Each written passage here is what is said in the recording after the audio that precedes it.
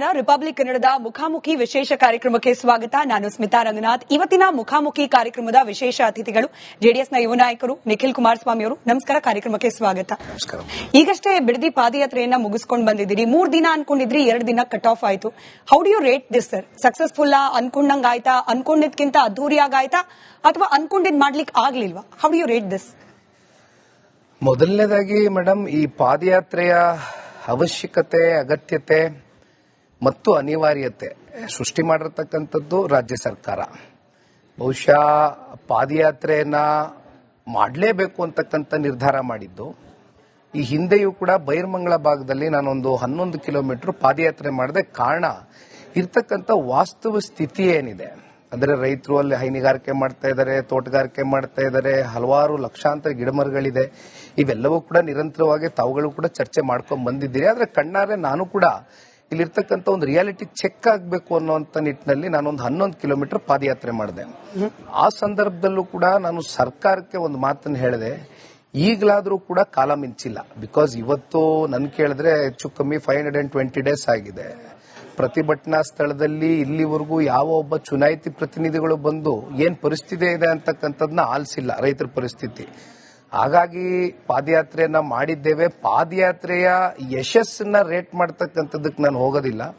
ಕಾರಣ, ಈ ಪಾದಯಾತ್ರೆಯ ಹಿಂದಿದ್ದಂತ ಒಂದು ಉದ್ದೇಶ ಏನಿದೆ ಅದರಲ್ಲಿ ನಮ್ಗೆ ಒಂದು ಪ್ರಾಮಾಣಿಕತೆ ಇದೆ. ಬಿಕಾಸ್ ಅಲ್ಟಿಮೇಟ್ಲಿ ಇವತ್ತು ರೈತರೇನ್ ಕೇಳ್ತಾ ಇದ್ದಾರೆ, ರೈತರೇನ್ ಬಯಸ್ತಾ ಇದ್ದಾರೆ, ಒತ್ತಾಯ ಪೂರ್ವಕವಾದಂತ ಭೂಸ್ವಾಧೀನವನ್ನ ಕೈ ಬಿಡಿ ಅಂತಕ್ಕಂಥದ್ದು ರೈತರೇನ್ ಹೇಳ್ತಾ ಇದ್ದಾರೆ. ಅದಕ್ಕೆ ಇವತ್ತು ಸರ್ಕಾರ ಮನ್ನಣೆ ಕೊಡಬೇಕು ಅನ್ನೋದಕ್ಕೋಸ್ಕರ ಒಂದು ಪಾದಯಾತ್ರೆ ಮಾಡಿದ್ದೀವಿ ರೈತರ ಪರವಾಗಿ. ಸರಿ, ನಾನು ಯಾಕೆ ಈ ಪ್ರಶ್ನೆನೇ ಮೊದಲ ಕೇಳಿದೆ ಅಂತಂದ್ರೆ, ಈಗ ಯಾವುದೇ ಕಾರ್ಯ ಮಾಡಿದ್ರು ಕೂಡ ಅದರ ಫಲ ಮುಟ್ಟೋದು, ಗುರಿ ಮುಟ್ಟೋದು ಬಹಳ ಮುಖ್ಯ ಆಗುತ್ತೆ.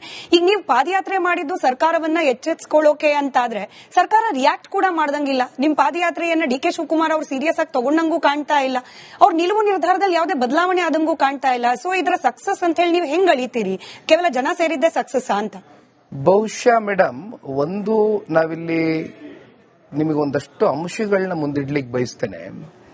ಈಗ 1 ತಿಂಗಳ ಹಿಂದೆ ಮುಖ್ಯಮಂತ್ರಿಗಳು ಒಂದು ಪರಿಶೀಲನಾ ಸಮಿತಿಯನ್ನ ರಚನೆ ಮಾಡ್ತೀನಿ ಅಂತ ಹೇಳಿದ್ರು. ಆದ್ರೆ 4 ವಾರ ಆದ್ರೂ ಆ ಸಮಿತಿನ ರಚನೆ ಮಾಡಲಿಕ್ಕೆ ಅವರು ಆಲೋಚನೆ ಮಾಡಿರಲಿಲ್ಲ. ಪಾದಯಾತ್ರೆಯ ಹಿಂದಿನ ರಾತ್ರಿಯಷ್ಟೇ ನಿವೃತ್ತ ನ್ಯಾಯಾಧೀಶರುಗಳು, ನಿವೃತ್ತ ಅಧಿಕಾರಿಗಳ ಒಂದು ಪರಿಶೀಲನಾ ಸಮಿತಿಯನ್ನ ಮಾಡ್ತಾರೆ ರಾತ್ರಿ ಹಿಂದಿನ ದಿನ. ಅದಾದ ಮೇಲೆ ತಾವೇ ನೋಡಿದಿರಿ, ದೊಡ್ಡ ದೊಡ್ಡ ಜಾಹೀರಾತುಗಳು ಈಗಲೂ ಕೂಡ ಟಿವಿ ಮಾಧ್ಯಮದಲ್ಲಿ, ಪತ್ರಿಕಾ ಮಾಧ್ಯಮದಲ್ಲಿ ನಿರಂತರವಾಗಿ ಕೋಟ್ಯಾಂತರ ರೂಪಾಯಿ ಖರ್ಚು ಮಾಡಿ ಓಡಿಸ್ತಾ ಇದ್ದಾರೆ ಆಡ್ಸ್.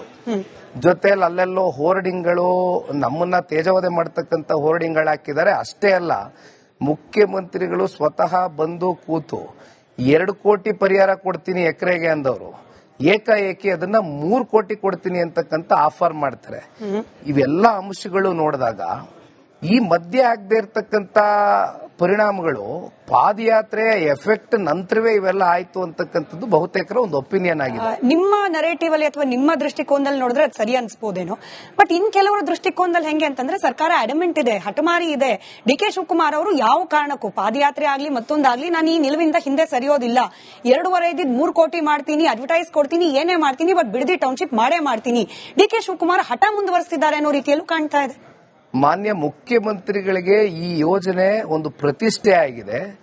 ಜೊತೆಯಲ್ಲಿ ಒಂದು ರಿಯಲ್ ಎಸ್ಟೇಟ್ ಕಮರ್ಷಿಯಲ್ NDVR ಆಗಿ ಇದನ್ನ ಅವರು ತೆಗೆದುಕೊಂಡಿದ್ದಾರೆ ಹೊರತುಪಡಿಸಿ ಬೇರೆ ಇನ್ನೇನು ಅವ್ರ ಕಣ್ಮುಂದೆ ಇಲ್ಲ. ಏಕೆಂದ್ರೆ ಡೆವಲಪ್ಮೆಂಟೇ ಮಾಡಬೇಕು, ಸಿಟಿನೇ ಕಟ್ಟಬೇಕು, ಸ್ಮಾರ್ಟ್ ಸಿಟಿನೇ ಸ್ಥಾಪಿಸಬೇಕು ಅನ್ನೋದಾದ್ರೆ, ಬಹುಶಃ ತಮಗೆ ಗೊತ್ತಿದೆ, KIDBನಲ್ಲಿ ಲಕ್ಷಾಂತರ ಎಕರೆ ಲ್ಯಾಂಡ್ಗಳು ಇವತ್ತು ಈಗಲೂ ಕೂಡ ಯುಟಿಲೈಸ್ ಆಗದಿರ ಹಾಗೆ ಉಳಿದಿದೆ. ಈಗ ಎಲ್ಲಿ ಬೇಕಾದ್ರೂ ಮಾಡಬಹುದು. ನೀವು ಸಿಟಿನ ನೀವು ಫಲವತ್ತಾದಂತ ಭೂಮಿಯನ್ನೇ ಆಯ್ಕೆ ಮಾಡಿ ಮಾಡಬೇಕು ಅನ್ನೋದೇನಿಲ್ಲ.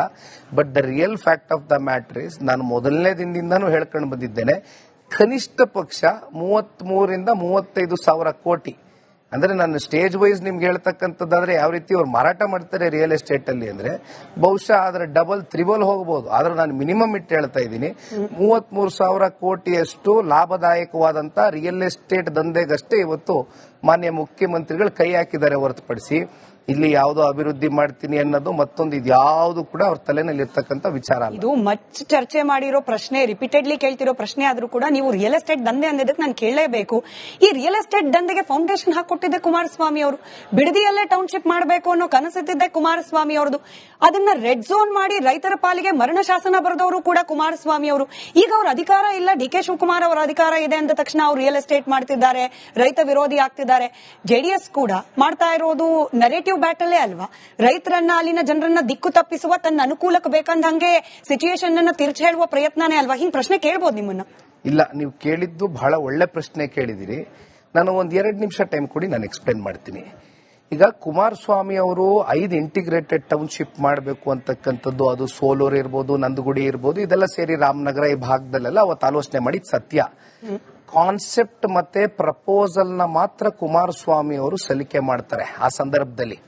ಅದಾದ ನಂತರ ಯಾವ ಒಂದು ವಿರೋಧ ವ್ಯಕ್ತವಾಗ್ತದೆ ರೈತರಿಂದ, 3ನೇ ಒಂದು ರೈತರ ಜೊತೆ ಮಾಡದಂತ ಕೃಷ್ಣ ಕಚೇರಿಯ ಸಭೆಯಲ್ಲಿ ಅವ್ರಿಗೆ ತಲೆಗೆ ಒಂದು ರಿಯಲೈಸೇಷನ್ ಶುರು ಆಗ್ತದೆ. ಆಗಸ್ಟ್ 1ನೇ ತಾರೀಕು 2007 ಸದನದ ಒಳಗಡೆ ಮಾನ್ಯ ಕುಮಾರಸ್ವಾಮಿ ಅವರು ಮುಖ್ಯಮಂತ್ರಿಗಳಾದಂತ ಅವಧಿಯಲ್ಲಿ ಆನ್ ರೆಕಾರ್ಡಿಂಗ್ಸ್ ಇರ್ತಕ್ಕಂಥದ್ದು, ಬಲವಂತವಾಗಿ ಯಾವ ಕಾರಣಕ್ಕೂ ನಾನು ರೈತರಿಂದ ಭೂಮಿ ಕಸ್ಕೊಂಡು ಈ ಯೋಜನೆನ ಚಾಲನೆ ಮಾಡತಕ್ಕಂಥ ಪ್ರಶ್ನೆ ಇಲ್ಲ ಅಂತಾರೆ. ತದನಂತರ